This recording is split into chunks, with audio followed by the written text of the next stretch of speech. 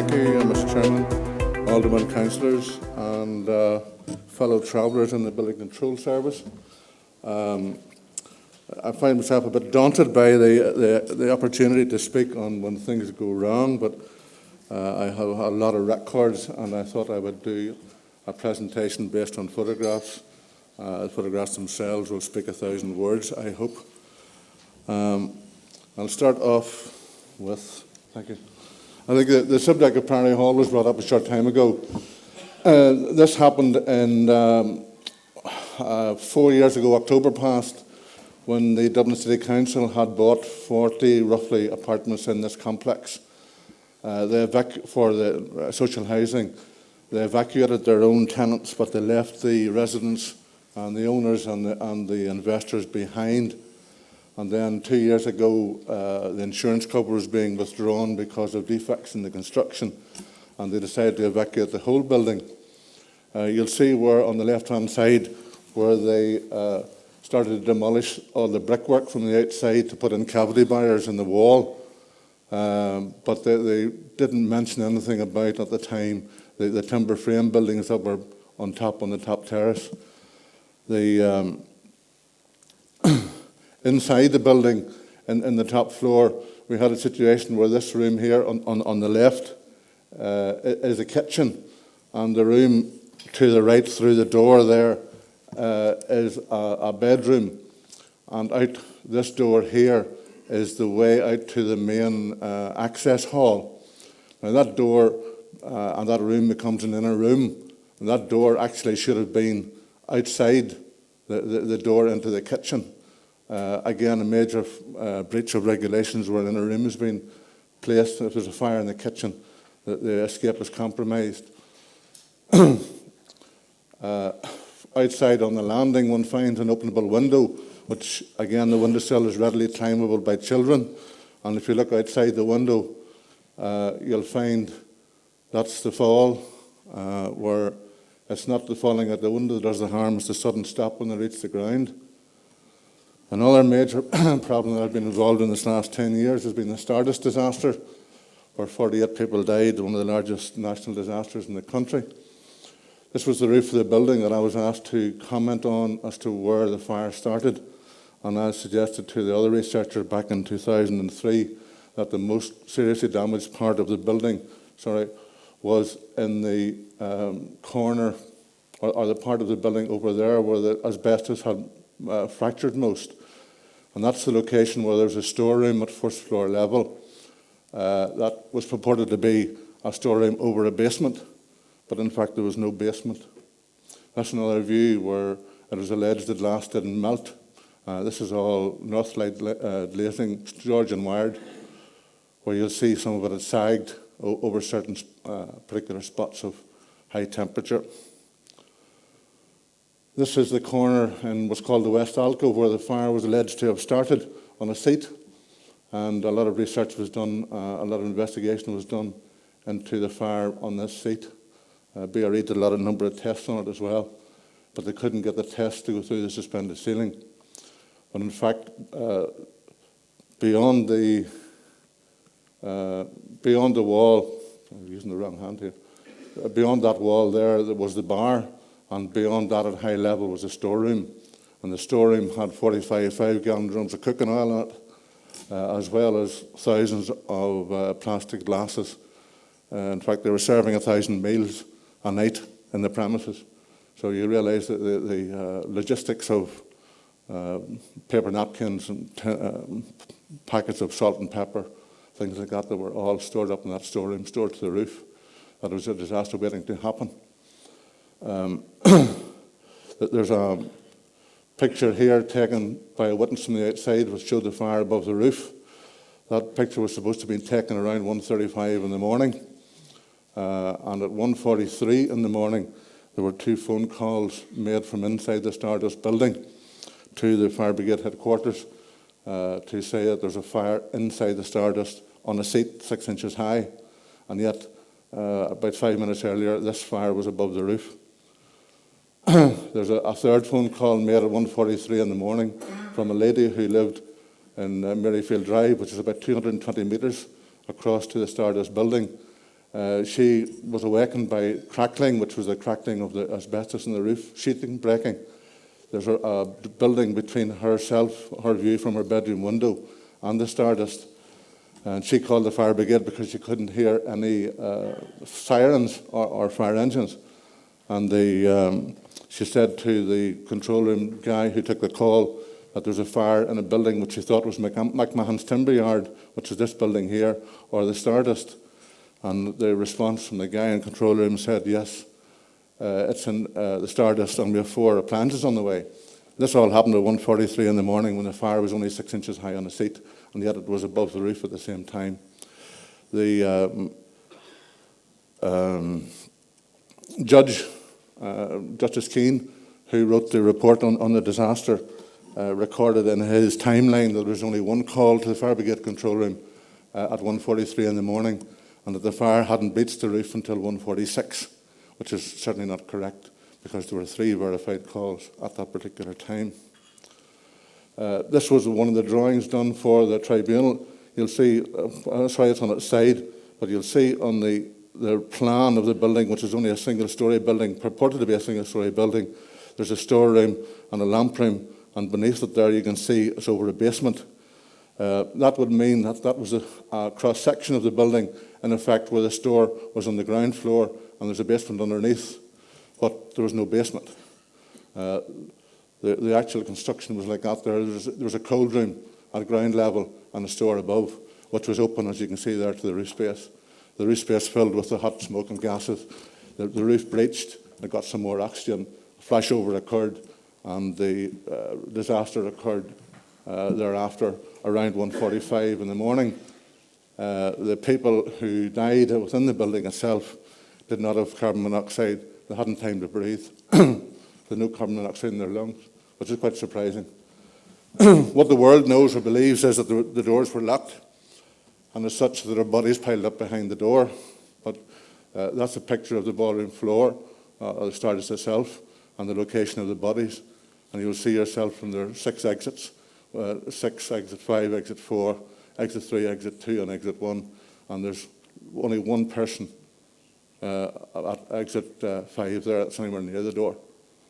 So the people, they didn't have a chance, quite simply. It came down on them from above. In another case, Ross Road, these houses were converted by Dublin Corporation. They were the old Guinness buildings up beside Christchurch. And they renovated them into, refurbished them into dwellings or apartments. And here on the 3rd floor, we had the external staircase, stone stairs, and they stupidly put a door in the middle of the stairwell, which made the top landing an outer room. Then when you come into the living room, you had an inner room. In this particular case, the chair behind this door caught fire due to smoking cigarettes or whatever. This door failed. Smoke and hot gases got into the lobby and spread into this inner room, where 2 kids died in the fire in the top bunk here. 1 survived in the bottom. The mother was in her bedroom here, which had it open to a balcony, but there's no means of escape whatsoever. And in this particular case, there was a gas meter in the corner of the bedroom, which was vented to the bedroom, which should have been vented to the outside. So the height of absolute stupidity. And those are still like that to this day. And that's about 10 years ago now. That's just an example of the doors in the access stairwell, which is stupid and makes people trapped upstairs. That's a picture of the bed. You can see the bedclothes where the 2 children died. That the children didn't need their face washed. They got put into the coffin. There's the electric meter or the gas meter in the cupboard that's ventilated to the room. This is where 2 firemen died in Bray a few years ago. The inquest was only yesterday. It wasn't completed as far as I know. This was just a corrugated iron roofed building that 2 firemen went into, and the roof collapsed on them. The building itself was that small that you couldn't actually physically fit it, the length of 2 fire engines, the sides of 2 fire engines into the building. So it really was a very small fire, or small building, and it should never have gone in. Simple as that. This is an example of where things go wrong, and a fire station can even burn down. This is in America. This is another building that happened in Bray, where there's a electrical cable set fire to the roof, and sorry, go back to it. You see the no separation whatsoever in the roof voids above these individual shop units. Carried through the whole building. This is the way it should be. This is beside my own office, where you see the party walls of each individual units are brought up through the roof, so there's proper fire separation between them. This is a very nearly disaster fire, where a house being constructed and plasterboarded and went on fire. And you see where the damage, the joints in the plasterboard hadn't been taped, and the actual fire went through and damaged the rafters, but it didn't quite catch the felt underneath. Extremely lucky, only minutes away from disaster. This is an attempt at fire stopping beside a chimney. You see the expanding foam, which is a lot of nonsense where it is. This is a floor that has been so-called fireproofed with a metal bracket system and mineral fibre. This was the Clark Shoe Shop in Grafton Street in Dublin. Some boxes went on fire outside, I think it was a cigarette butt, and the fire spread into the building and took out the building and one on each side of it. That's in the 1980s. But you see where the fire failed. This so-called fireproof was done, and it failed. There's another example of the failure where it just fell out. It didn't work. Again, there's another example of it there. It just doesn't work. The bottoms of the joists were not protected. There's an example of so-called fire stopping again, looking up a service duct, whereas this mineral fibre slabs have been put in there, but they're not jointed or sealed or taped or filled in any shape or form. Another example of a concrete roof of a shop with an apartment above, and the fire stopping has been breached. They just stuck a cable through it and left a hole, never repaired. There's another very major issue with me, as far as I'm concerned. You'll see all these are all gas pipes in a car park beneath a block of apartments. But what you'll notice here is, if you look carefully, you'll see that these are all solder joints. So if we have a fire in a car, the solder will melt, and you'll end up with, maybe a dozen different blow lamps, quite serious blow lamps occurring within the car park, which is only going to accelerate the problem. Again, plastic pipes being used in services going up through compartment floors. And again, you see there capillary fittings, soldered fittings that are going to melt, and again cause another blow lamp effect. This is another bit of to be sure, where you have two smoke detectors in one place. Here we have downlighters in the lobby of an apartment block quite close to a smoke detector. Now you see that the smoke damage that's around the fitting itself, and that's a view of what's above that.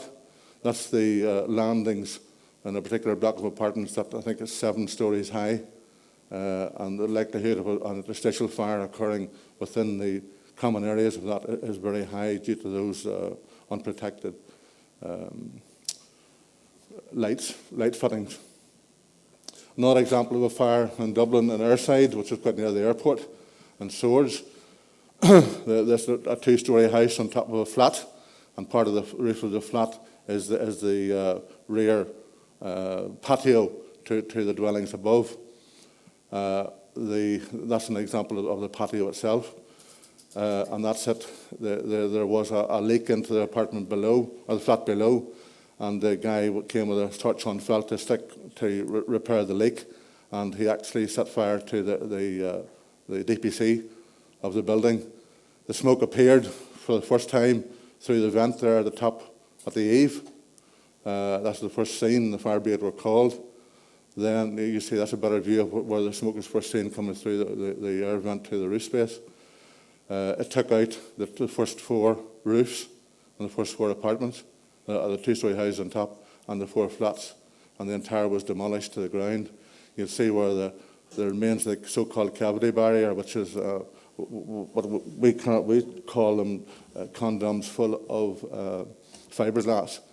Fiberglass will melt at 300 degrees or less, and the substitute use is it should be rock fibre or mineral fibre. This again, an example up in the roof space. This was the party wall. You see where the party wall plasterboard failed It failed miserably, and the fire spread across the party wall very readily. And this is another example where a wall vent is put in. That's a bit of woven PVC pipe, a very good idea for a pipe, but for a vent duct, but not suitable in a timber frame construction, where fire, once it hits the plastic, melts and the fire is in the cavity and concealed from view. That's what happens. The fire in the cavity there spread out. It came out of the vent rather than going into the room. This is what happened in the bathroom and that airside problem. You'll see where the tiles in the wall there are lovely and clean. There's not a mark on them. And in fact, the plasterboard that you can see there is unmarked. But then behind the plasterboard, you see the timbers in the party wall and the stud wall are burnt from the inside out. There's another view of the service duct, where the fire just came up from below. And you see the way the timbers are burned inside, but on the room side there was no damage whatsoever. And the firemen had to break through the plasterboard to get the fire to put it out. If that had happened during the day, it had been body bags, or during the night, it had been body bags. This is being reconstructed, exactly the same as before, no change. Same problem, just reconstructed. Balmain, this is a block of apartments again. There's 980 of them.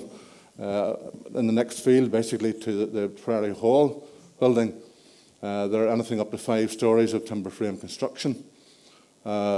Entirely, this is a situation where from the underside of the prefabricated joists to the floor is 2.5 metres, but the plasterboard sheets are only 2.4.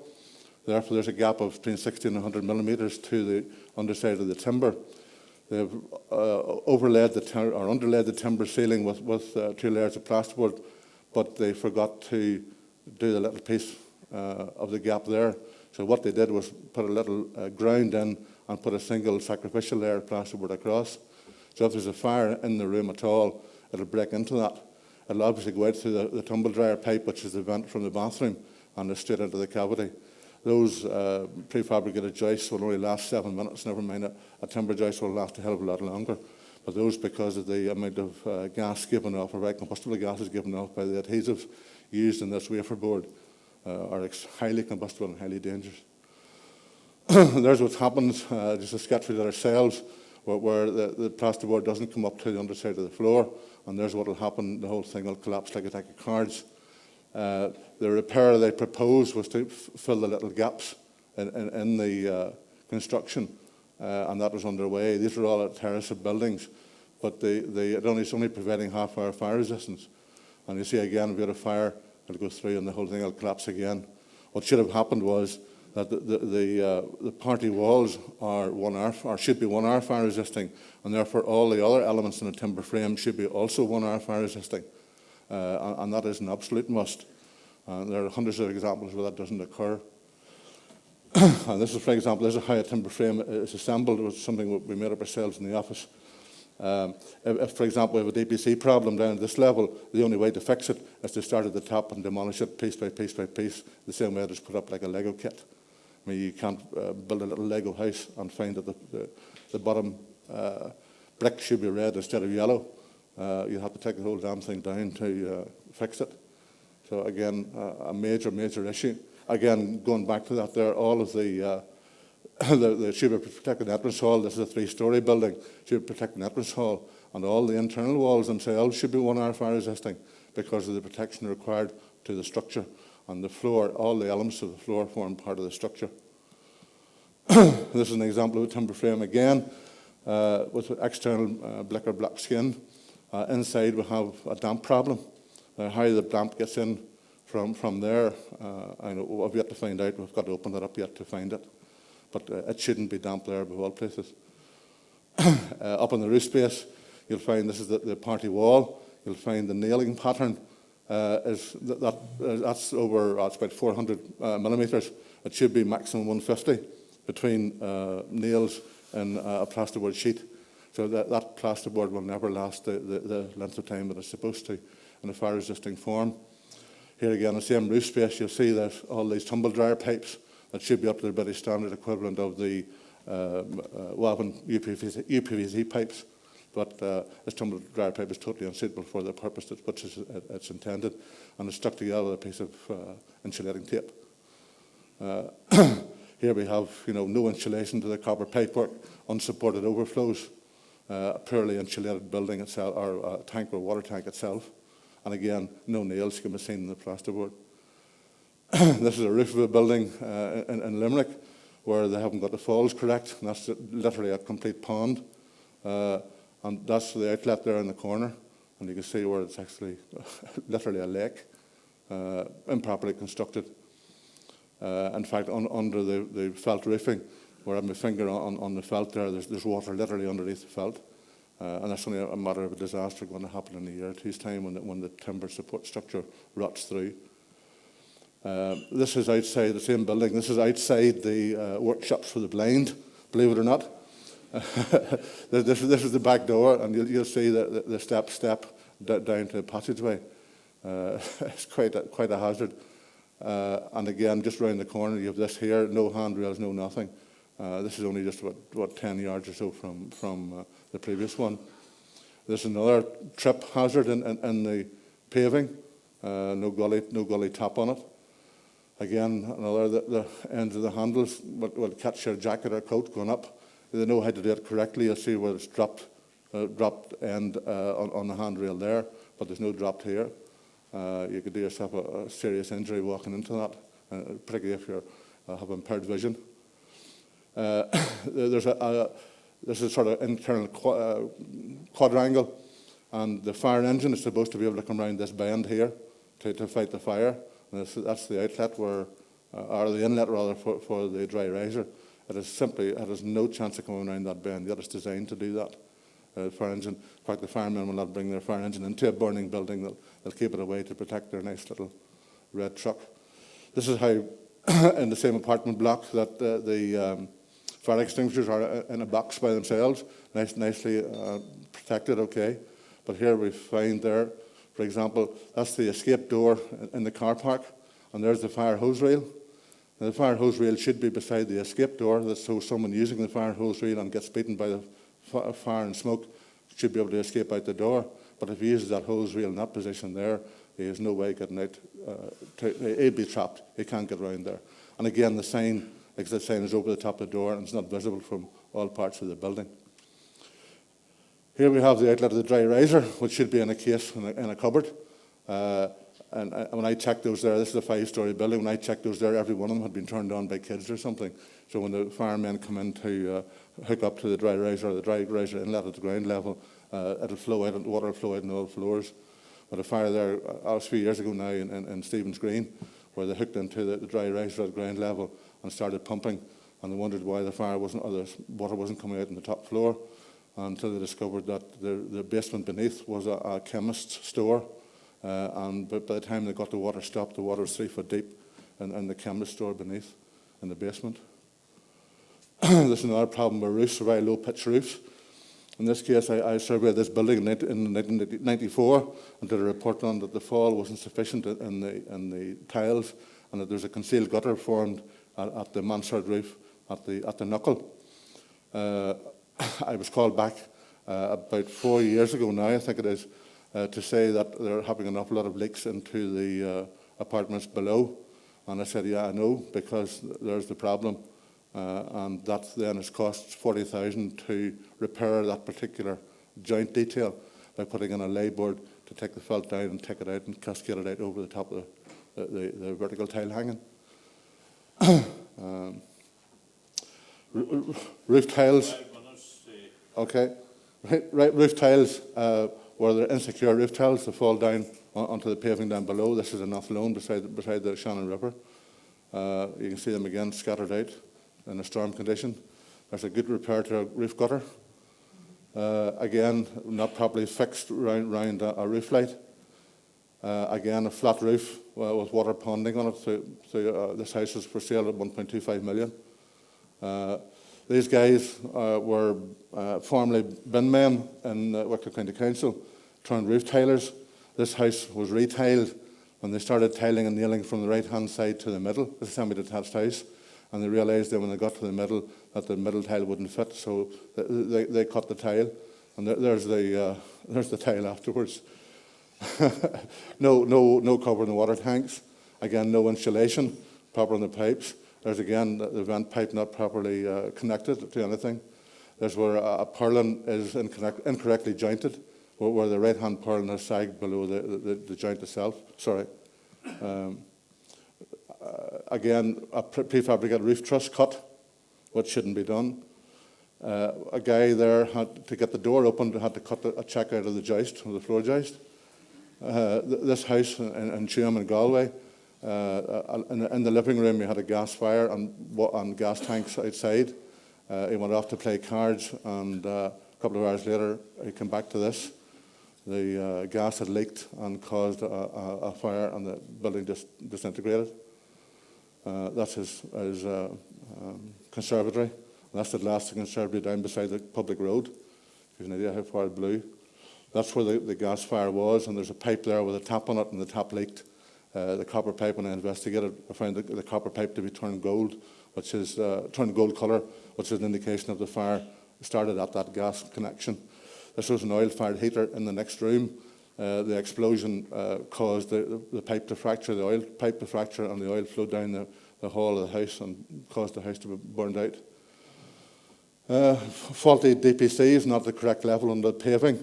That's what's underneath it there. You'll see the steel beam rusted to hell altogether. The wall saturated to 67% moisture content on a concrete metre. Again, breach of damp course. Again, breach of damp course. You can see the wall there and the damp course down below. Again, there's the damp course down there, right down at paving level. Again, rising damp because the damp course breached on the floor. There's a chimney breast without a cavity tray.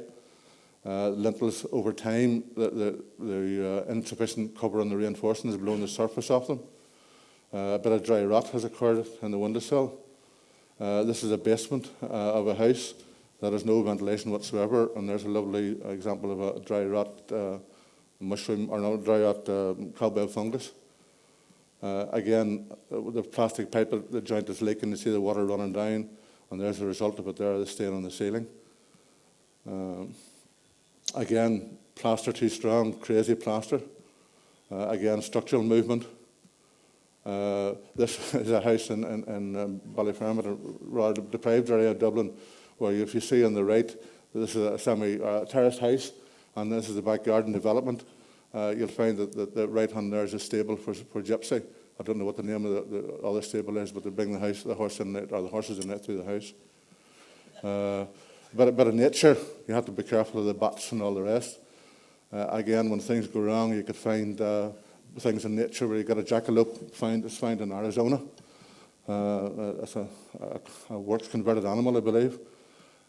This is where a settlement of a floor again an apartment block, where if you see where the subfloor there has settled below the actual top concrete floor, and there's a view in underneath it. The subfloor is down here, and the actual concrete floor is up there. That's the sort of gap at 4 inches that was settled. This is where the steel beam is, and they haven't packed it to the blockwork above. You can see where there's a gap of maybe half an inch or so. But a settlement, you see the door there has gone off square. Again, a car park, you see there's a nice wall, nice development, nice paving, and where the wall has collapsed. You'll see down, if you look back up again, on the other side, there's the wall has collapsed underneath it, and the other wall is still standing on top. Again, a bit of movement, retaining wall cracked. A lot of our roads are like that with potholes. There's a simple hole in the road that is actually the crown arch of an old stone culvert. The keystones fell out, and the road actually collapsed after that. A river was dammed, and not unlike what happened at the very start of the underpass at the end of the M1. This filled up with water, and that's what caused that wall to collapse. The water was up about 5 feet deep before the wall collapsed. Defective doors, fire doors particularly, those are properly marked fire doors. You see this supposed to be a fire door, no markings. There's a fire door there that pulled apart in Ross Road. That's on a sheet of plasterboard as a core of it, which is totally unacceptable as a fire door. Again, no proper closers. Again, a lock on a fire door. There shouldn't be a key lock on a fire door. Again, ill-fitting. You see the gap between the door and the frame. Again, insufficient. Two coins. The old rail was a penny, an old penny. I was a joint round the door. There's more than two euro coins there. A lot of people design for wheelchair access, but we don't design for wheelchairs that size. Some pet hates of mine: chimney height's too low. Chimney height's too low. No proper pigtails on the end of ridge tiles. Climbable guardrails. Again, readily climbable by children. Very dangerous. Again, readily climbable by children. Here, again, readily climbable by children. So those seats and benches, they can hop over there, and it's 5 stories down to the railway line. Again, not readily climbable by children. Again, readily climbable by children. There's a basement below that there. So there's a lovely hop up for a kid, and they can climb up on that and swing around and fall in. Again, down pipes, not opposite the gullies. Right angle bends, leaking. Again, joint upside down, leaking. Again, leaking. Again, no gully, got a down pipe there in the corner. Again, foul on storm going into the one pipe. Again, foul on storm going into the one pipe. A pipe not laid a proper fall, you see that the channel half full of water, or foul water. Means of escape, directional signs. You see the exit sign there. When the door's over here, the exit sign pointing down through the wall. You'll find another one there is pointing up, and in the way you go up through the door or down through the door. Fire hydrant out in the car park. There's the fire hydrant there, so car park's over, the firemen can't get access to it. Stairs, no handrails to it for safe access, egress. Come down the stairs, you go out, sit out through the window there and fall 4 floors. Again, it's a stop at the bottom, it causes the damage. No handrail, finger room. Again, balustrades defective. Again, handrails, which are totally ineffective. Again, the end of a handrail ideal to catch your coat on going down. There's another bad one, and there's another one recently got approved. You can't grip that handrail at all. A very common one there, you'll see where the guarding here is 1.2 metres high here, but here it's not 1.2 metres high at that level part of the floor. A child fell off it, was killed in Dunn Stores in Blanchardstown some years ago because he was swinging on this on the curve, and as the curve went up, it dragged him up. His clothes stuck to it, and he fell off the side and landed in the tills down below. You see, these are only recently taken, and there's the fall. You can see there at the top. There's the handrail up there, on the bottom of the escalator, and there's the ground. Frightening, absolutely frightening. There, you might need that someday. I don't know why you find that humorous or not. I think I did. I found it. Stairs, wrong winders, and a spiral stair, not correct. This lady here was very proud of it. I was there to sign off her house, and she rang me back in 2 weeks later and said, "Oh, I've broken my ankle. You're right about the stairs. You see the stairs are 1, 2, 3, 4, 5 steps around the newel, virtually in a vertical line. They should be like that, 75 in the newel at least. Again, flight's not in line, tread's not in line, nosing's not in line. The pitch line starts from the top nosing, not to the bottom nosing, but to the ground at the bottom. And that's a lot of people forget that the pitch line goes to the ground. Stairs obstructed, escape stairs from a basement. Smoke vents onto an escape stairs. Again, a window that opens onto a landing that's liable to kill somebody if someone walking past with impaired vision. Again, need to duck your nut under this overhang of a roof. A little bit of jiggery pokery there for the washing machine. That's obviously dangerous between it and the cooker and the sockets nearby. Means of escape, as we raised about earlier, there's no way through that. That's double glazed, and I'm damned if you break that and escape out through it. You haven't a hope. This is a lovely bit of brickwork, I thought. A nice bit of building, beautiful garages, a lovely little pass door to the side, a nice bit of architecture and lovely brickwork in my view. But then, if you look closer at it, you wonder how they get the car in with the step here. Rowan, your time is just 2 seconds more. The funeral directors, this is in Cork, and Irish mobile phones. That's all, folks.